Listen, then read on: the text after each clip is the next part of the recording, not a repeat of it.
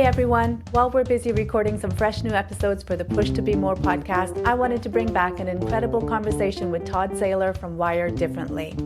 Todd shares his journey from growing up with a legendary high school football coach for a dad to becoming a successful entrepreneur running 14 businesses. He gets into the importance of knowing what you want and going after it, a principle that Todd's father instilled in him early on. From turning a donut shop into the donut capital of the world to helping others build businesses that generate passive income, Todd's story is all about persistence and the entrepreneurial spirit.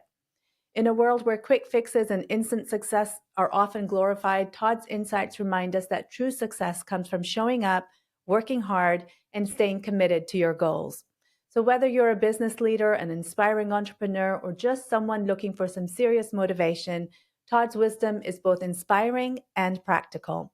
So if you're ready for a dose of motivation and some great stories about turning passion into impactful action, enjoy this fantastic chat with Todd. Well, hello and welcome back to Push to Be More. I'm your host, Matt Edmundson, and we're about to dive into another deep exploration of what truly fuels the journey of life. And today, I've got the exciting guest, Todd Saylor from Wired Differently. We're going to be diving into what his unique life experiences are, and there are many, let me tell you, the hurdles he's had to push through, and the way he recharges his batteries and his spirit, and what steps he's taking to be more. Let's talk about Todd Saylor, the vivacious brain behind Wired Differently and your future favorite coach. Oh yes, with over 30 years of entrepreneurial flair, running 14 of his own businesses, he's on a mission to give you personal, spiritual, and profitable goals a turbo boost. Yes, he's committed to sparking fresh thinking, promising to revolutionize how you see your world and your place in it, all the while helping you create your fortune. So hold on to your hats, folks, because Todd is going to be great. Todd, welcome to the show. It's great to have you, man. How are you doing? Wow, Matt. Like did we write that or did you write that? Sadaf wrote that.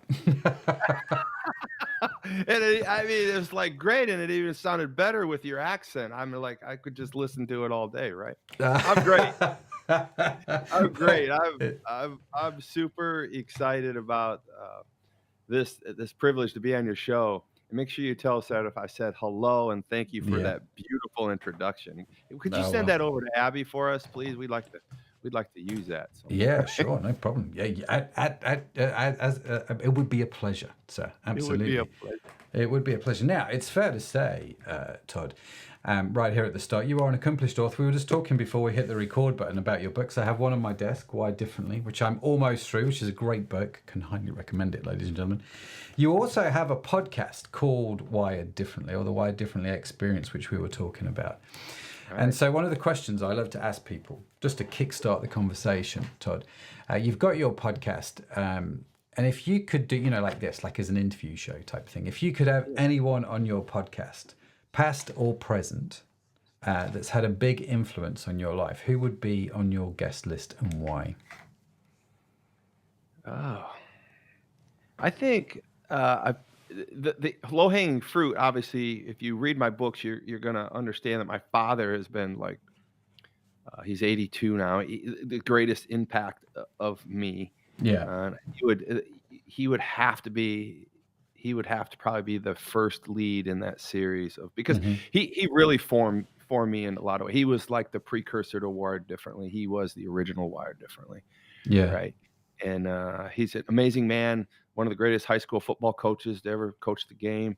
He was a school teacher, raised just an amazing, accomplished man. And we've built this company. One of my organizations is named Tom's Donuts, and it's now happens to be the donut capital of the world. Yes, the entire world, wow. Man. It is on like Donkey Kong. We let it rip, potato chip. I mean, it happened. We became the donut capital of the world.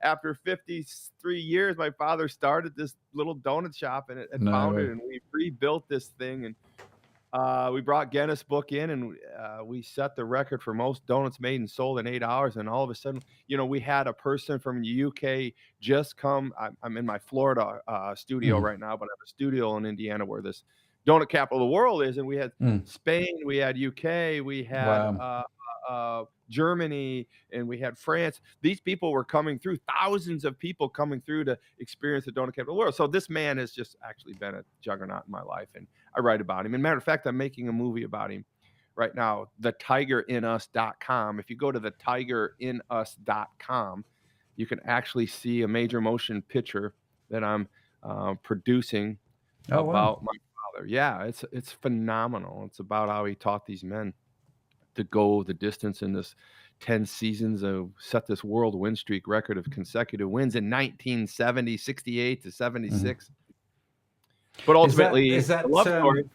Is that the one where I remember reading from your book? Was it your dad that told you to go on a running path and scatter pennies? That's it. Is that the story that I'm remembering correctly?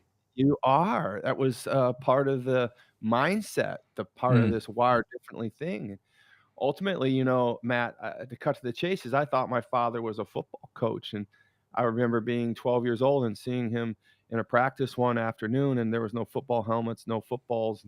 1971, 72, and I was just stunned. They were rolling in the mud and screaming. A guy was supposed to finish a course, and they said, "You can't. You got to finish. You got to finish. Get up. You'll die. Nobody can help you." It's just craziness. And ultimately, someone helped the man up, and he finished the course. All the players celebrated around him, and they said, "He lived. He lived. He lived. He lived." And I'm like, "Well, this is crazy. I thought you were a football coach, Dad." And he walked over to me and he says, "Son," he says, "Are you bothered?" And I said, I don't understand what's going on here." He said, "Son, I'm not a football coach." And I said, "Well, what are you?" He says, "I want you to understand these men in 1970, 71 in America here, they're not going to go home and work in the farm fields after football season. They're not going to go to college. They're not even going to go work in a factory." He said, "Son, these men are going to Vietnam."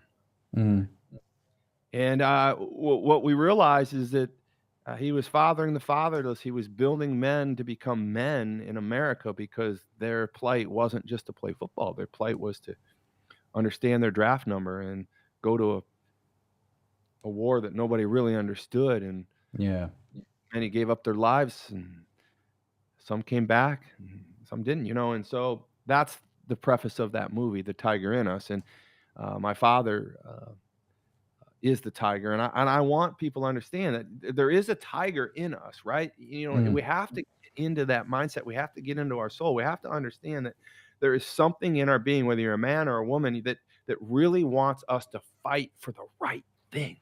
Yeah. We're born. God created us to be warriors in a mentality of something, and my father really encouraged that in me through his actions, and watching him not only build a football team, build men, and then help me build the donut capital of the world. That's amazing. It's so cool that you're doing a movie about it as well, because you wait till you see the trailer. I dare you not to cry. Okay. Double dog dare you. I will take the challenge, sir. Because, you know, why would you not? But I'm really intrigued by the fact that you are doing a motion picture about that. How did you just wake up one day and go, you know what, I'm just going to do a movie about my dad, or was it a bit more nuanced than that? No, I mean, so even as a kid, you know, I knew, you know, when I coach people, I really want them to understand that the most successful people in the world know two things. You're probably aware of those, and they know what they want, and they go get it, right? And if you don't know what you want, it's very hard for you to ever get it. It's very hard for you to be successful in anything in life. And I remember that moment on the field when my father kind of gave me that no look pass. "I thought you were a football coach." "No, I'm not. I'm a builder of men." And I remember thinking, I want to be like my dad right then. So I knew what I wanted at a young age. I wanted to coach. I wanted to be in front. I wanted to change lives. I want to be that authoritative figure that could not manipulate people, but motivate them with a persuasive skill set for the good. And so over my life, it festered, if you will. And I took a entrepreneurial mindset lifestyle versus a coaching teacher lifestyle, and accepted the Lord when I got married to my wife in 1988. She's an amazing woman. We're pushing 40 years now together. I love her immensely. But at the end of the day, this story was stuck in my head from the time I was a child, because we literally had, and I love that you're asking this question, because we had people come live with us for the whole last season of this win streak record. Mm.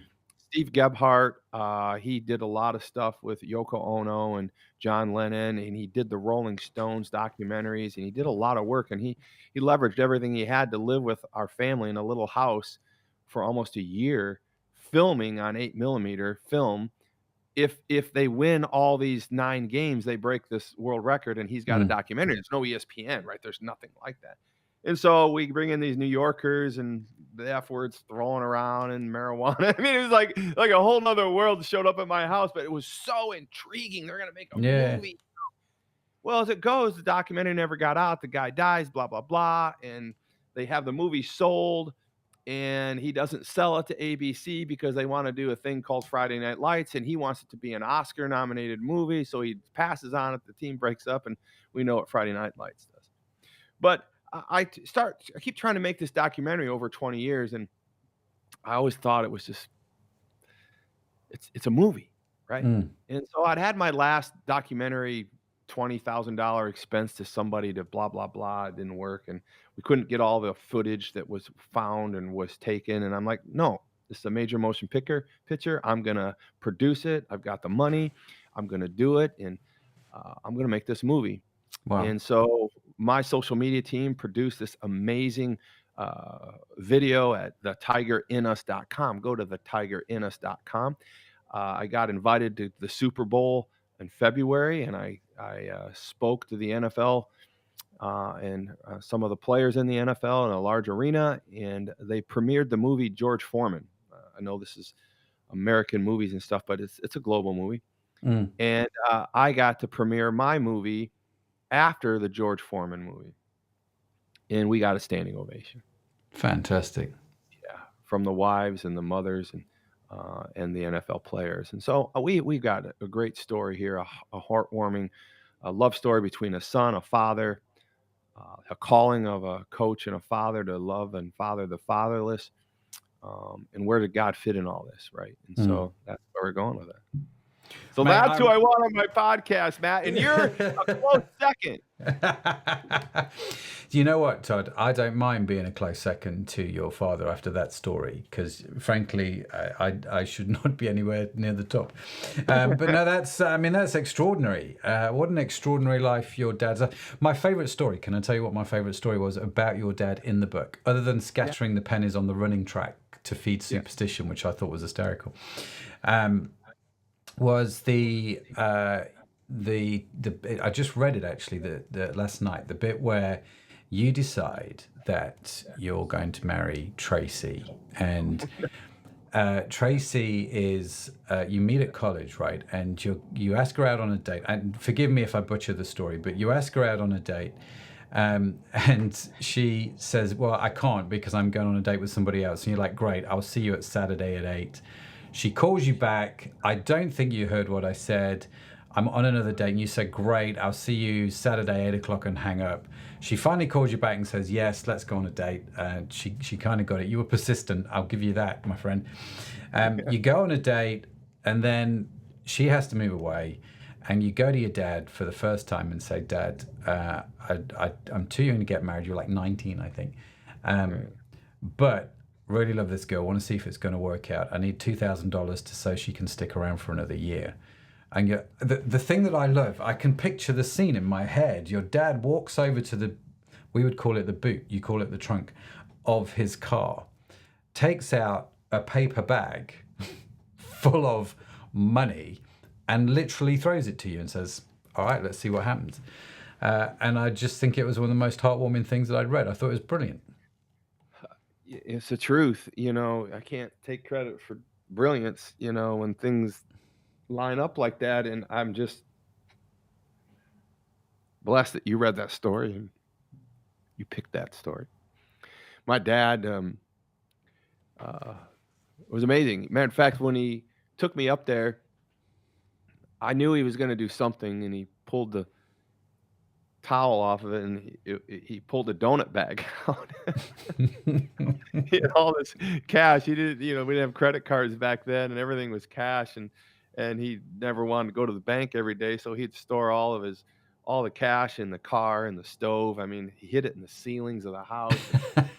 The guy was like, one of these days, one of the most critical speeches I ever had from him was, "You got to follow me, son." I'm like, "Dad, I'm like 12 years old." He says, "Follow me. I got to show you something." I said, "What's going on?" He goes, "If I die, I need you to know something. My first and only son." I said, "What is it, Dad?" I said, "Don't die. I don't want to hear me." He goes, "Listen, push this tile up in the ceiling." I'm like, "Why, Dad?" He goes, he pushed it up, and they're like, there's piles of money up there. I'm like, "If I Wow. die," I'm like, "All right, Dad, I don't like the pressure here." But so no, we go out to the car, and it was like awful to ask him for money because I paid for everything on my own, and he Mm. gave me that privilege of working. And he threw me the money, and the quote, I believe the quote in the book, and this is the truth of the matter is he pulled the money out, and he grabbed two stacks of $100 bills, which was 1,000 and 1,000, I believe, and he just tossed it at me. And as he tossed it at me, he said, "Go get her, Butch." That's right. Yeah. That Yeah, was the "Go quote. Yeah. get her." He always called me Butch when he was fathering me up, he was coaching me up, he was like, "Butch, come here, Butchie boy," like, Mm. and the money was coming at me like in slow motion, Matt, and I was like, "Man, go get her, Butch." So, it's a beautiful story, and "Get the Girl" is the name of I tell that speech, that Mm. story in my keynote on, many occasions, called "Get the Girl." And my wife, she didn't want anything to do with me. I mean, I knew she liked me, uh, uh, but she had another guy, and he was a basketball player, and I'm like, "A basketball player? You got a football player calling you." So I'm like, I'm gonna show up. She can turn me down to my face. I was gonna walk across campus, and I was gonna be there, and we were gonna go side by side, and if he was Mhm. there, she's gonna have to pick, right? So I don't think she wanted to go through that. No, well, obviously your persistence paid off, my friend. 40 years, 40 Yeah, years. 40 years. It's a remarkable journey. Um, Now you've obviously along there. Then you meet your wife. You've built 14 businesses over the years. One of them the donut thing, which is congratulations on being the center of the donut world. And when I'm next in Indiana, I will be stopping by for a donut. There is no doubt. And no doubt my daughter will be with me because she is a big donut fan. What have been some of the big challenges that you faced, Todd, on that journey? Some of the big things you've had to overcome. Because I can't imagine it's been all plain sailing. No, I gotta tell you, I'm just an emotional guy today. Um, I think the biggest thing was my first big company, Paysurf Systems Incorporated.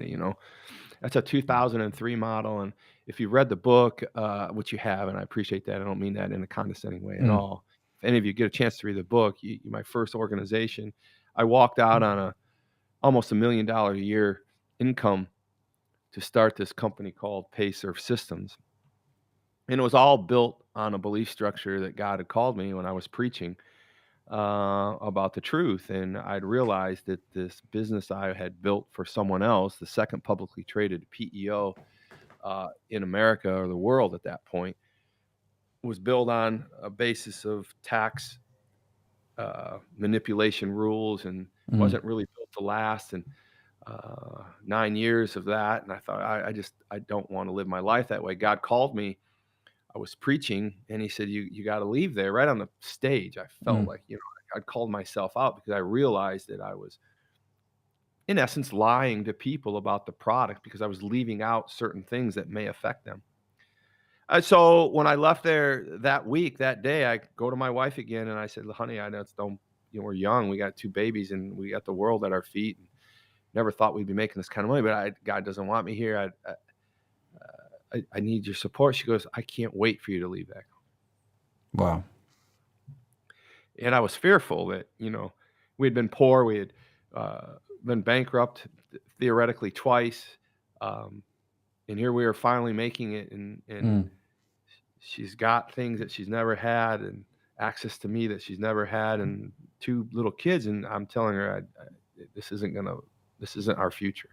Yeah. And so we ended up building Paysurf Systems in 2003. We left that behind. We took what we knew about that industry and we built the the largest HCM, human capital management company, a software that does HR and payroll in America for 1,000 employees or more in the UKG ready space. So we have clients with 1,000 employees or more in every state in this country, and we have been very, very, very successful dominating that space in this software. And we named the company Pay because that's what we do, and serve is how Christ led the church. And so that was it's been an awfully good experience building that, losing money, employees stealing money, the failures of banks canceling us,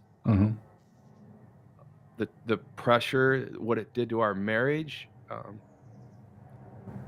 what even now I think in some regards America's kind of interesting in this regard, and how my children even look at me from a push to be more person, right? You're in an epic battle as a parent. Do you work hard when they're babies in hopes to have something for them later? Yeah. Or do you take all the time you can with them when they're young and then scrounge in your 40s to figure out how you're going to make this work? I tried to do both. I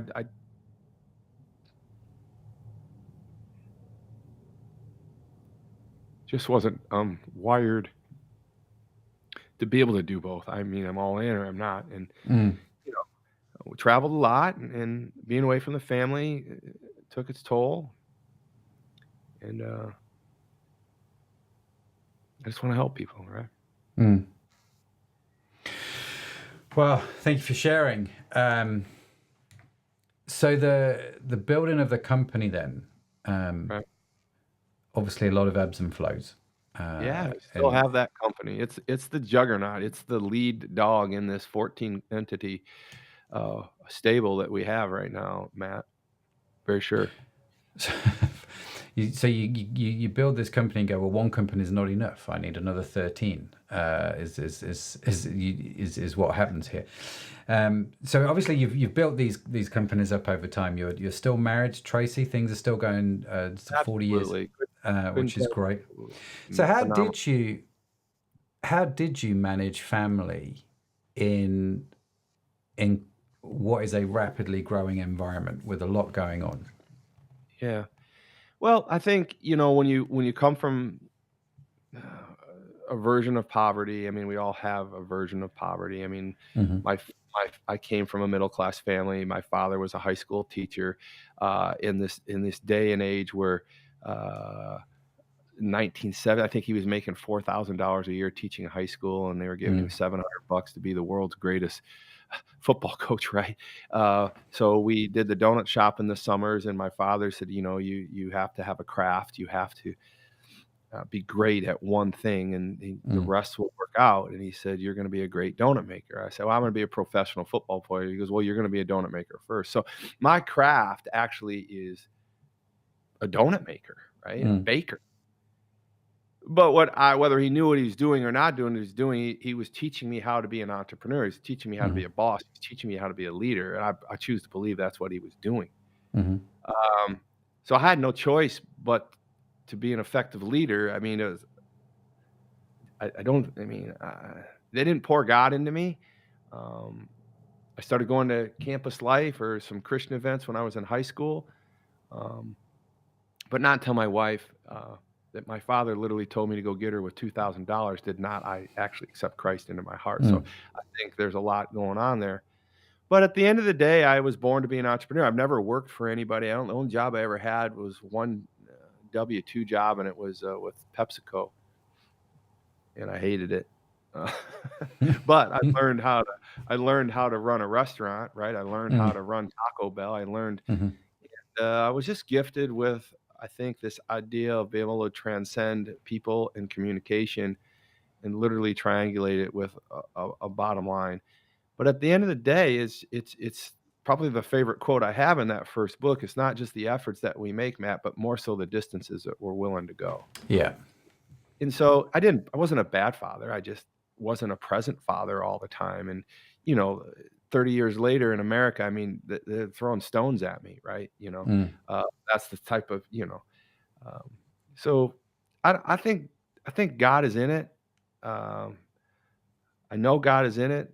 I have 3 great daughters. I have 4 grandchildren, and I have 14 companies. I've built more than 14 companies, but I Mm. think as you aspire to grow in business in this day and age, I think more than one stream of income is required. Yeah. Um, I teach people how to build a business, I'm not Grant Cardone. I teach you how to build a small business. I teach you how to create a business that will create passive income. That if you're not participating in a 401k, an ROA, IRA, or any type of pension program of any sort of the nature, at least when you're done with your small business or small businesses, you're going to have passive income in your retirement days, or Mm. you have something to sell. I teach people how to make companies reoccurring revenue. Passive income is the most effective way to build an organization. Mm. Transactional sales are not where the world's going. That's not going to give you that certainty, if you will, of what's going to happen the next day. It's not going to give you that multiple to sell your organization down the road at any real factor of understanding. So that's what I do. That's what we do. And I looked at you. You have sold amazing amount of coaching prospects. And so I want to commend you on what you're doing. You're very, very impressive, man. Oh, bless you. Thank you. I don't think so, but thank you. So the drive then to help other people set up and run their own business, it sounds like, you saw your dad coaching people, you wanted to be like your dad, and you found this sort of groove where you can coach people entrepreneurially and sort of in business. I'm curious, Todd. I know that when I'm coaching people is when I feel the most alive in terms of my job. Do you know what I mean? You kind of go, this is just, I love what I'm doing here. Is it the same for you? Not always, no. So why not always? Yeah, I know. You didn't send me these questions. I'm just being honest No, because no, I think because I'm still the man in the arena, right? Mm. I think the thing that makes me very good at coaching is the fact that I'm still in the arena, right? Mm. And so when you're in the arena, the kill or the victory or the win is that deal that makes you money or makes your organization money or the sale of an organization. Mm. And so, but I'm alive when I'm with my students. Don't get me Mm. wrong, students. You hear this? I love you. I'm about you. But you got to understand, man. I'm a happy warrior, right? Mhm. I got to go out and get my fix, Mhm. and that's how I stay fresh for them. Mm. I think it's hard to sit back on your laurels in the changing social media world, the e-commerce world that we live in. Everything's moving so damn fast, man. Oh, yeah. How can you expect a guy who's 60 years old like me to be teaching and preaching off of a drop-down mindset in software practices when that's not how it works anymore, right? We're not taking out ads in the newspaper anymore. I have a whole team that Mhm. runs all of my stuff for my organizations that I've been able to bring into the fulfillment center to sell my books, to sell my shirts, to do Mm. the multiplication, the productions of the social media. It's a big, big team, right? So, no, sometimes I feel like when you're not doing your damn homework, I'm not happy with you. Mm. Why are you paying me to explain these things, to share with you when you show up and you don't have your stuff done? Yeah. Honestly, I'm not at the top of I'm not feeling happy right then because I've got 3 other students that really need some help and they're doing what I'm doing. Mm. They're getting to Abby and I've got coaches coaching them and I got a $1 million deal laying over here that I can go get done and take care of some problems for something else, right? So Mm. I don't know. You're probably not going to hire me now because I'm telling you the truth. But at the end of the day, you want a guy that's on fire for the Lord. You want a person that's on fire to win, and you want Mm. a person that's still in the arena to some degree that's up in it and still ready to win it, right? So Yeah. that's a little bit of that answer. So. No, that's fantastic. That's fantastic. So, Is it really? Is it really? Because I felt like I yeah. put you back on your seat and I was going to get in trouble. No, not at all. The one thing I love is just open and honest conversation. And I love it when people are just genuine and real. It's like, no, clients, you hack me off when you don't do this. And because I think that is fantastic. That's a beautiful thing. And you're not painting visions with rose-tinted glasses that aren't real, which is what social media is all about. It's just all fluff and nonsense, and it's not real and it's not true. And it does my head in, if I'm honest with you. You wait till this place, because you and I, we're brothers, man. I'm telling you, it is my Tiki Hut retreat. I just did a Tiki Hut. I'm doing my second Tiki Hut retreat coming in November, where we teach entrepreneurs to triangulate their personal. We help them personally, spiritually, and profitably. I did a whole hour I pulled up Facebook, those shorts, of all the stupid things people say on how to make money, and and I brought up one of my partners. He's an accountant. He's my college roommate, Bob. He's in the story about Get the Girl, that roommate. Yeah. Okay. Yeah. Bob is my strategic partner. I have been dating Bob 3 months longer than my wife. And the running joke is I played football with him, so I showered with him before I even, So anyway, sorry for your podcast, but I love this man, right? And so he's there. He's the one I'm telling. Tracy's there. I got to get the girl, and he's like, "Why do you keep going back to the phone?" And as I said, I'm going to go back until she says yes. But so that's what's going on there, right? And I think it's important. Yeah, it is. No, it's super important. And the nonsense and the fluff is just... Yeah, it's cut through it, because, we end up did a whole show the other day on me versus me. At the end of the day, Matt, you're a coach, you're teaching.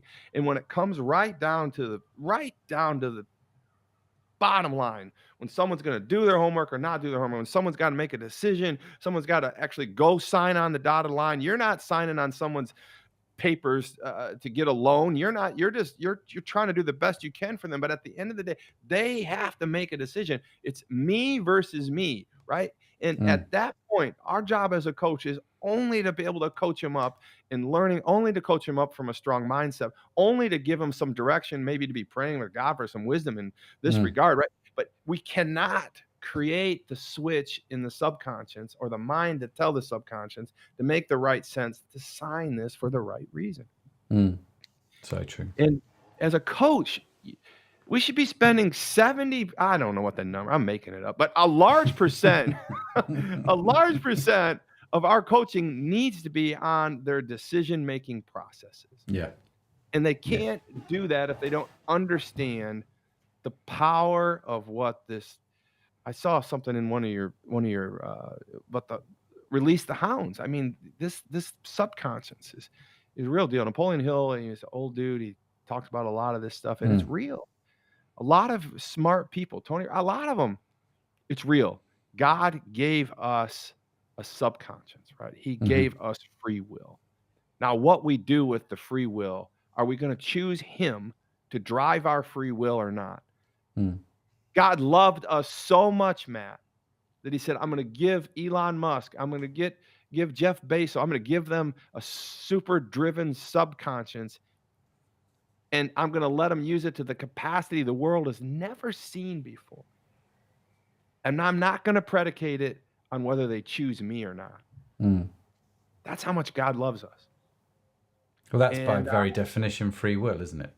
Yes, that's my definition, brother, and I appreciate you saying that, because at the end of the day, God just really wants us to choose John 3:16. He just really wants us to say, man, I like what you did. I choose you. I want you to be in my subconscious. I want you to help me decide what your will is with my will. Yeah. So Saylor.com. That's where you're going to get that, brother. Yeah. The new book, Your Will Be Done. So faith is obviously a very important thing for you in terms of your journey. So you found faith around the time, it sounds like, when you got married. And it's obviously playing a big part in you now. You've written your third book is Your Will Be Done, which is, I mean, you've just given us a wonderful summary of it, haven't you? Is sort of, aligning your subconscious, your desire to do and to achieve and to be with the creator, with God, versus without him, I suppose. So yeah, it feels like faith is a very important part of life for you. Would that be a fair reflection?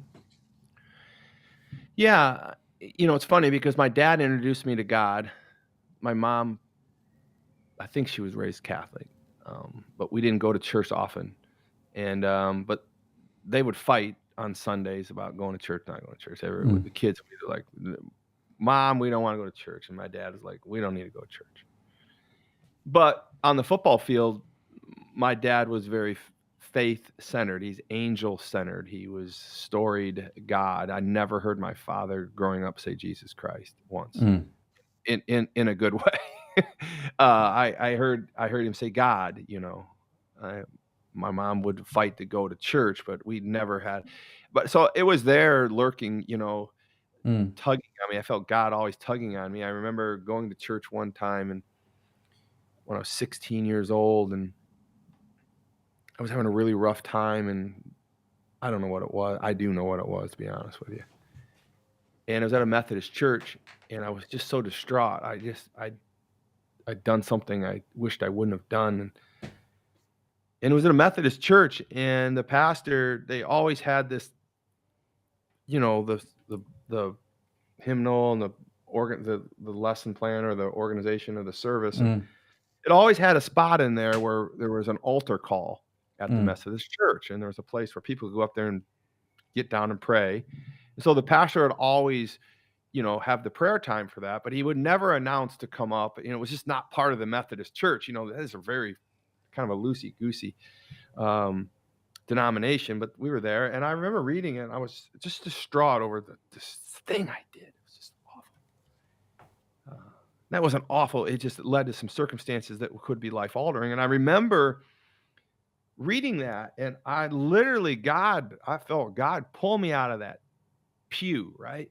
You're right about this, to be honest with you. I'd pull me out of the pew, and I went up there, and I just remember feeling all these people in the church that were supposed to be praying, kind of looking up, like, what's he doing? What's he doing? And I was like the loneliest place ever. And I made my way out of the pew, down the aisle, the red carpet, and I went up there, and the pastor was up there, and he was praying, and I got on my knees, and I prayed.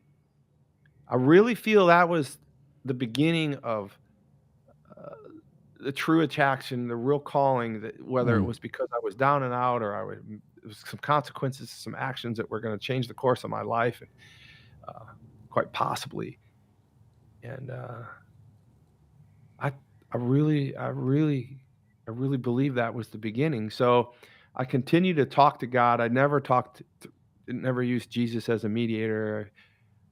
Habakkuk, I was just reading this morning, I believe it was, about Christ being the mediator, and it's funny how you're bringing me to this point.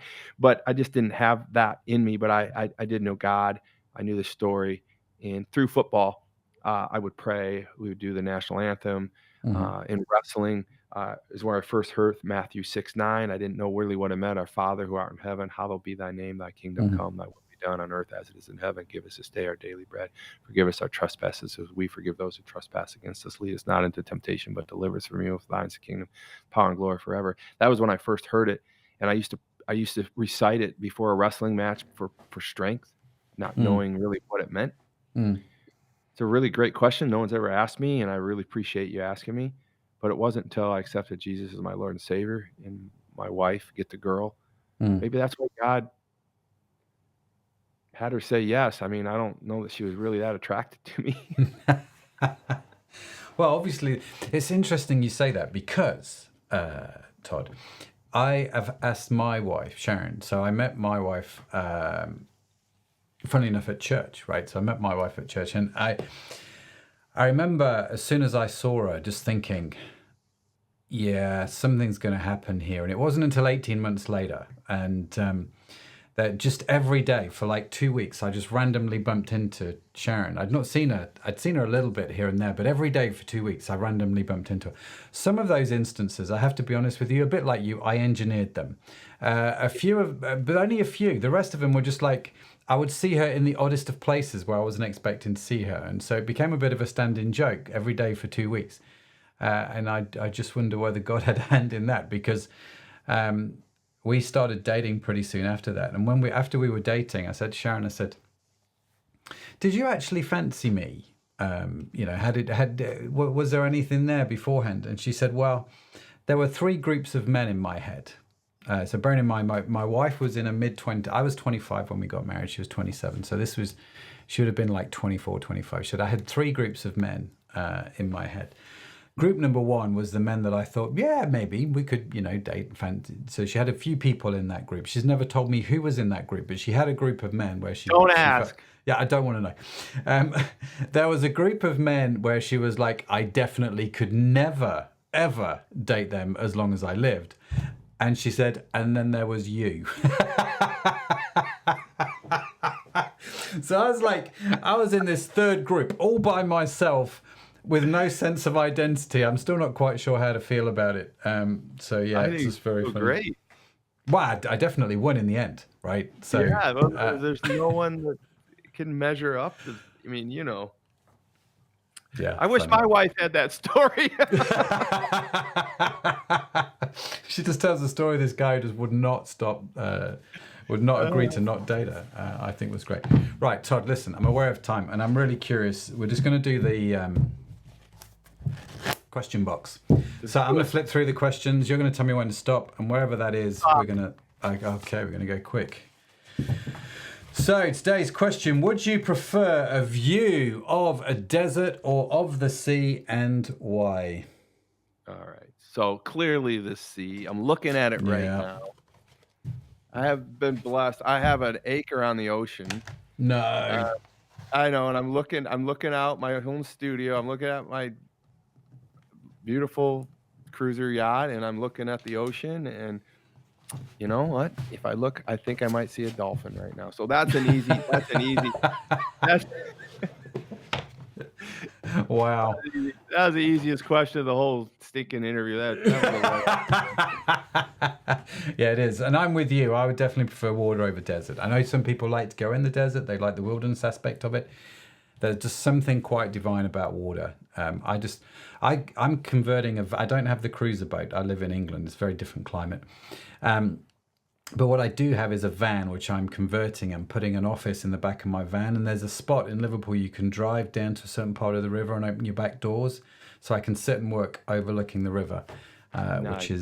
which is in progress. So I'm like you. I just need water. Just good. It's just good to see water.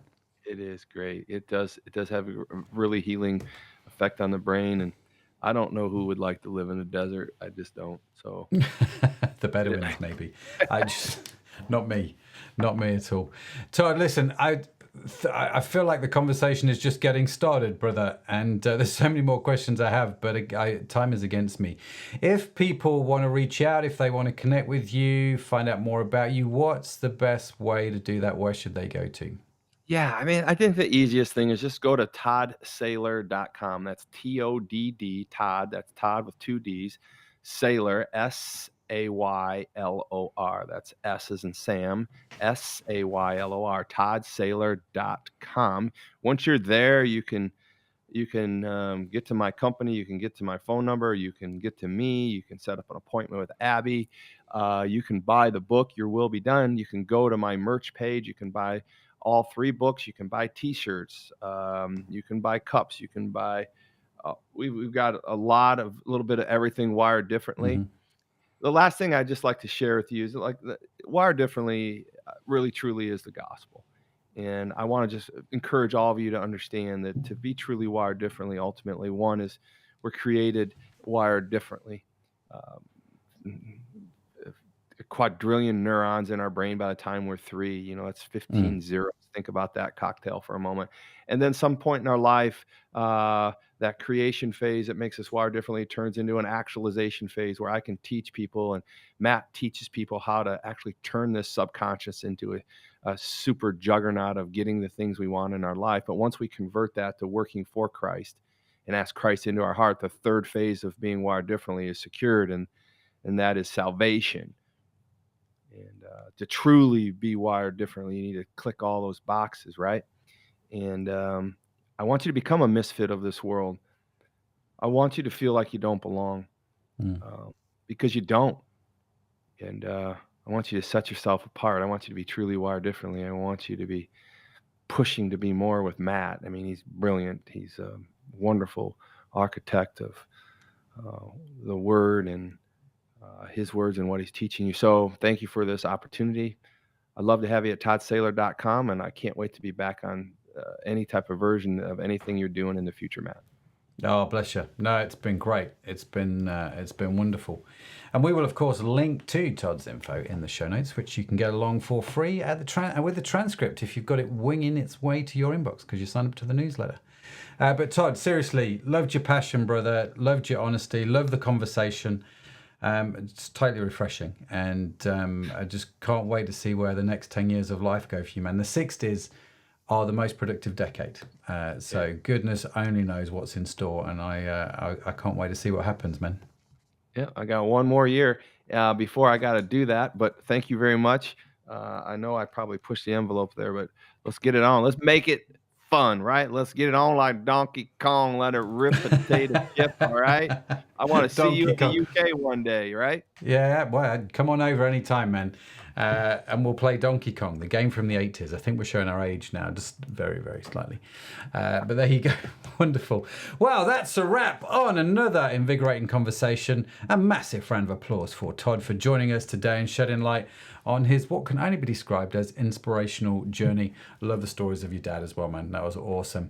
Remember, keep pushing to be more. Don't forget to follow the show wherever you get your podcast from, because we've got some seriously compelling conversations up our sleeve and we don't want you to miss any of them. And in case no one has told you yet today, let me be the first, dear listener.